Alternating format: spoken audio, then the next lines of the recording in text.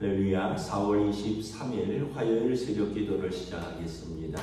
사도신경으로 우리의 신앙을 고백합니다. 나는 전능하신 아버지 하나님 천지의 창조주를 믿습니다. 나는 그의 유일하신 아들 우리 주 예수 그리스도를 믿습니다. 그는 성령으로 잉태되어 동정녀 마리아에게서 나시고 본디오 빌라도에게 고난을 받아 십자가에 못 박혀 죽으시고 장사된 지 사흘 만에 죽은 자 가운데서 다시 살아나셨으며 하늘에 오르시어 전능하신 아버지 하나님 우편에 앉아 계시다가 거기로부터 살아있는 자와 죽은 자를 심판하러 오십니다. 나는 성령을 믿으며 거룩한 공교회와 성도의 교제와 죄를 용서받는 것과 몸의 부활과 영생을 믿습니다. 아멘. 찬송가 446장 찬양합니다. 찬송가 446장입니다.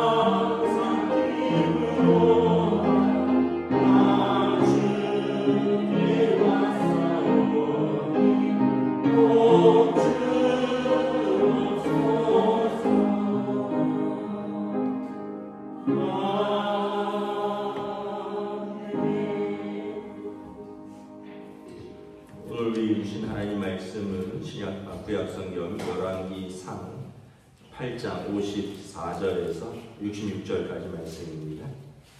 열왕기상 8장 54절에서 66절까지 말씀입니다.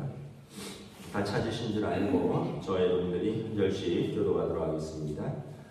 솔로몬이 무릎을 꿇고 손을 펴서 하늘을 향하여 이 기도와 간구로 여호와께 아뢰기를 마치고 여호와의 제단 앞에서 일어나 서서 큰 소리로 이스라엘의 온 회중을 위하여 축복하여 이르되 여호와를 찬송할지로다. 그가 말씀하신 대로 그의 백성 이스라엘에게 태평을 주셨으니 그 종 모세를 통하여 무릇 말씀하신 그 모든 좋은 약속이 하나도 이루어지지 아니함이 없도다. 우리 하나님 여호와께서 우리 조상들과 함께 계시던 것 같이 우리와 함께 계시옵고 우리를 떠나지 마시오며 버리지 마시옵고 우리 마음을 주께로 향하여 그 모든 길로 행하게 하시오며 우리 조상들에게 명령하신 계명과 법도와 율례를 지키게 하시기를 원하오며 여호와 앞에서 내가 간구한 이 말씀이 주여 우리 하나님 여호와께 가까이 있게 하시옵고 또 주의 종의 일과 주의 백성 이스라엘의 일을 날마다 필요한 대로 돌아보사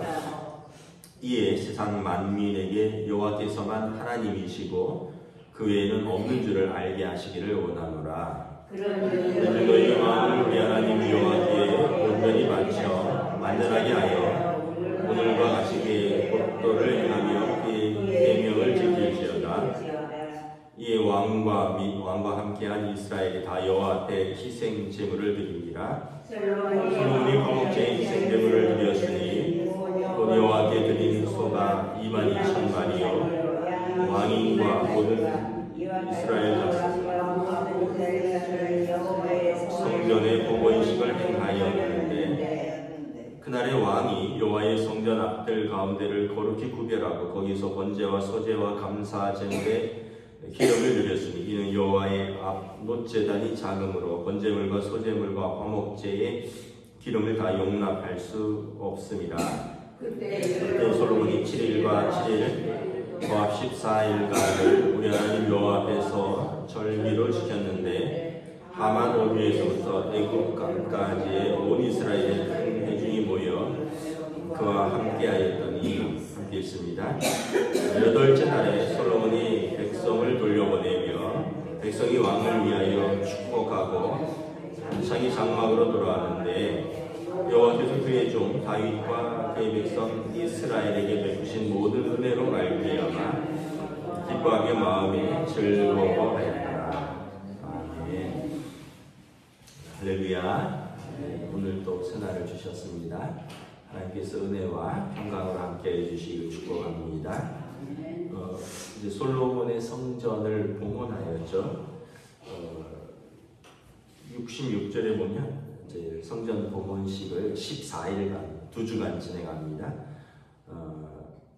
그리고 이제 하나님 앞에서 기도를 했죠. 이제 우리가 이제 앞전의 말씀에서 한 7가지 제목을 가지고 백성의 안녕과 평화와 또 기근과 전쟁과 모든 것을 하나님께서 함께 해달라고 지켜주시고 또 도와주시고 하나님 우리 하나님 되어 달라고 기도를 했습니다. 그리고 이제 54절에 보면 이제 그 기도를 마치고 일어나서 이제 54절에 보면 무릎 꿇고 손을 펴서 하늘을 향하여 기도와 간구를 했다라고 나왔고요. 이제 제단에서 일어서서 이스라엘 온 회중을 향하여 왕이 축복합니다. 축복의 내용은 크게 이제 3가지죠. 첫째는 하나님을 찬송하고 높이라. 그가 그의 백성 이스라엘에게 태평을 주셨고 모세를 통하여 무릎 말씀하신 모든 좋은 약속이 하나도 이루어지지 아니함이 없도다. 모세를 통하여 주신 말씀이 무엇입니까? 하나님께서 모세를 통하여 이스라엘과 언약을 맺었죠. 자기 백성을 지키고 보호하고 함께 하시겠다. 그래서 모세를 통하여 약속하신 말씀이 지금 이루어졌다는 거예요. 다윗과 솔로몬 시대가 태평성되었습니다. 그래서 56절에 그의 백성 이스라엘에게 태평을 주셨다. 안식을 주셨다라는 말입니다. 여러분 우리도 그런 말이 있잖아요. 어떤 무소식이 소식이다. 별일 없는 것이 가장 좋은 소식이죠. 이스라엘 땅에 별일이 없다라는 거예요. 우리가 좋은 일도 있겠지만 또 어떤 놀라는 일도 많고 안 좋은 일도 많기 때문에 사실은 별일 없는 것이 가장 좋은 것이죠. 뉴스도 보세요. 여러분 뉴스 나면은 뭐 아름다운 뉴스, 뭐 좋은 뉴스, 뭐 선한 일을 했다는 뉴스는 한 10가지 중에 한 가지고요. 8, 9가지는 뭐 놀랄만한 일들입니다. 뭐 어디서 전쟁이 일어났다, 어디서 사람이 죽었다, 어디서 사람이 다쳤다, 누가 사기쳤다, 뭐 이런 뉴스도 보면 안 좋은 뉴스가 8, 90%고 좋은 뉴스는 1, 20%입니다. 우리 인생에서 별일이 없다라는 거는 참 하나님의 은혜입니다. 어떤 사람들은 그렇게 생각할 수도 있습니다. 이렇게 지루하냐, 뭐 맨날 똑같고 일상이 너무 지루하다. 뭐 밥 먹고 학교 가고 출근하고. 여러분, 그게 은혜인 거죠.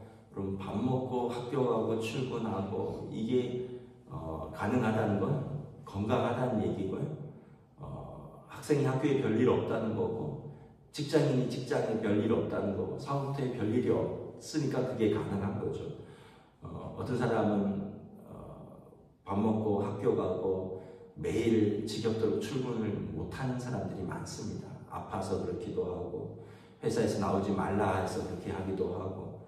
여러분, 이게 우리가 이제 별일이 없으면 은혜인지 잘 모르는데 사실은 그게 진짜 은혜다라는 거예요. 그래서 여러분, 우리가 별일이 없다, 뭐 어제도 오늘 같고 오늘도 내일 같고 일상이 지루하다, 이걸 감사함으로 여겨야 되는 거죠. 왜냐하면 하나님께서 그 백성에게 태평을 주셨다라는 것입니다.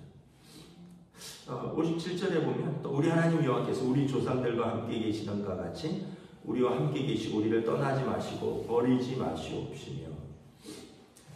여러분, 하나님께서 이스라엘과 함께 계시고 떠나지 마시고 버리지 마시오며. 이게 시편에도 나오고 히브리서에도 나오고, 여러분, 하나님께서 우리를 떠나지도 버리지 아니하시고 우리와 영원토록 함께 계신다. 이게 큰 은혜죠. 여러분, 사람은 좋으면은 모이고요, 또 싫으면 떠납니다. 사람 중에서 제가 알기에는 잘못해도 버리지 않고 떠나지 않고 항상 같은 입장을 취하는 사람은 부모밖에 없습니다. 남은 그럴 수가 없어요. 부모는 뭐 잘못해도 자식이고 또 실수해도 자식이니까 항상 같은 자리에 있죠. 그런데 사람은 그렇지 못한 게 그게 인지상정입니다. 좋으면 좋은 거고, 싫으면 싫은 거고, 못하면 못하는 거고. 그런데 하나님께서 이스라엘의 아버지가 되시니까 그들을 떠나지도 않고 버리지도 않고, 그리고 그들의 조상들과 함께 계셨던 것 같이 우리와 함께 계신다. 이것도 여러분 큰 은혜죠. 여러분, 이스라엘이 잘한 것만 있습니까? 우상 숭배도 했고, 또 그 백성들 가운데 늘 공평과 또 정의와 하나님의 뜻에 합당한 예배만 있습니까? 그 백성들 중에서도 공의와 정의가 무너지고 하나님 말씀에 순종하는 사람들이 많지만, 그럼에도 불구하고 하나님께서 그들을 버리지도 않고 떠나지도 않고, 그리고 그들과 영원토록 함께 계신다. 이것은 하나님께서 그들 백성에게 베푸시는 은혜인 것입니다. 예수님께서 말씀하셨죠. 자기에게 주신 사람들을 사랑하시되 끝까지 사랑하시니라. 예, 그래서 이것이 이제 하나님과 우리의 이제 차이점입니다. 우리는 생각이 다르고 또 내 감정이 변하고 상황이 바뀌면 우리는 그렇지 못하는데, 하나님은 우리의 상황과 우리의 감정과 우리의 문제와 관계없이 언약을 지키신다는 거죠. 그래서 이 하나님께서 솔로몬이 백성에게 하나님께서 우리와 이렇게 함께 계시고 우리를 떠나지 아니하시고 우리를 버리지 아니하신다. 그러면 이제 우리는 어떻게 해야 되느냐? 58절에 우리 백성은 마음을 주께로 향하여 모든 길을 글로 행하고 우리 조상들에게 명령하신 계명과 법도와 율례를 지키기를 원하며. 이게 이제 하나님과 동행하는 것입니다. 모든 길로 행하며, 동행이 이제 함께 걷는다라고 그랬잖아요. 주님께서 명하신 그 길로 행하는 것입니다. 그러려면 마음을 같이 해야겠죠. 이제 길을 같이 걷는 사람은 마음을 같이 하죠. 그래서 이게 그리스도와 함께 하나님과 함께 친교하며 주와 동행하며 또 여러분 동행한다는 의미에는 사랑하여서 순종한다라는 말이 있죠. 그래서 교회의 계명과 법도와 율례를 지키게 하시기를 원하노라. 그래서 언약은 상호 간에 주어지는 것입니다. 하나님이 그의 하나님이 되시는 것은 그들이 그 백성으로서 하나님을 사랑하고 그 계명을 지켜야 되는 또 백성의 의무도 있는 거죠. 출애굽기 19장 20장에서 보면 언약을 맺습니다. 시내산에서 그 언약을 맺을 때 모세가 이스라엘을 대신하여 하나님과 언약을 맺을 때 그 백성에게 너희가 하나님 주신 이 명령과 규례와 법도를 지켜 행할 것이냐라고 물을 때 온 백성이 아멘 아멘 했습니다. 예, 그렇게 하겠습니다라고 동의를 한 것이죠. 그러니까 너희도 그렇게 하라는 거예요. 하나님 우리에게 태평을 주시고 하나님 우리를 어떤 경우에도 떠나지도 않고 버리지도 아니하니 너희도 우리도 하나님의 계명과 명령과 법도를 지켜 행하고 마음을 다하여 하나님을 사랑하라. 그래서 우리가 이 말이 주야로 하나님 앞에 그리고 이스라엘에게 함께 있어서 하나님께서 59절에 보면 주의 종의 일과 주의 백성 이스라엘의 일을 날마다 필요한 대로 돌아보실 것이다. 그러면 하나님께서 주의 종의 일과 왕의 일과 그 백성의 일을 날마다 필요한 대로 돌아보신다. 그래서 하나님이 만민 중에서 하나님 같으신 분이 없으며 그리고 우리는 그 하나님만을 섬긴다는 것을 온 세상에 보여드리자. 이것을 이제 축복하는 것이죠. 여러분 주의 백성 이스라엘의 일을 날마다 필요한 대로 돌아보사. 여러분 우리의 삶을 하나님께서 이렇게 감찰하고 계신다 그랬잖아요. 지켜보시고 또 관심이 있으시고 또 귀를 기울이시고 그래서 우리의 일을 날마다 필요한 대로 돌아보신다. 그러면 여러분 이것이 하나님의 은혜고 그리고 우리는 하나님만을 섬기고 예배하자라는 것입니다. 그리고 이제 62절에 보면 이 봉헌식을 14일간 했는데 온 백성이 큰 축제입니다. 여호와 앞에서 희생 제물을 드리고 63절에 이때 드렸던 희생 제물이 소가 22,000마리요 양이 12만 마리요 그리고 이 이스라엘 모든 이스라엘이 66절에 보면 애굽강에서 하맛 어귀에서부터 애굽강까지 온 이스라엘의 큰 회중이 다 모여서 우리가 뭐 잘 상상이 안 가는데 소가 22,000마리를 이 화목제물은 이제 그 제사에 참여했던 백성들이 나눠 먹는 것입니다.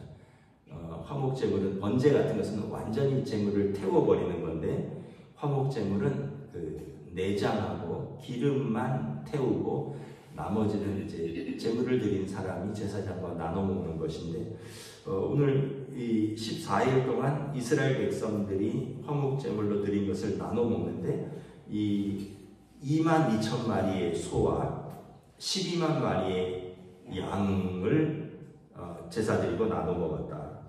그러니까 뭐 어마어마한 사람들이 이 제사에 참여하고 또 이 기뻐하면서 축제로 즐겼다는 거죠.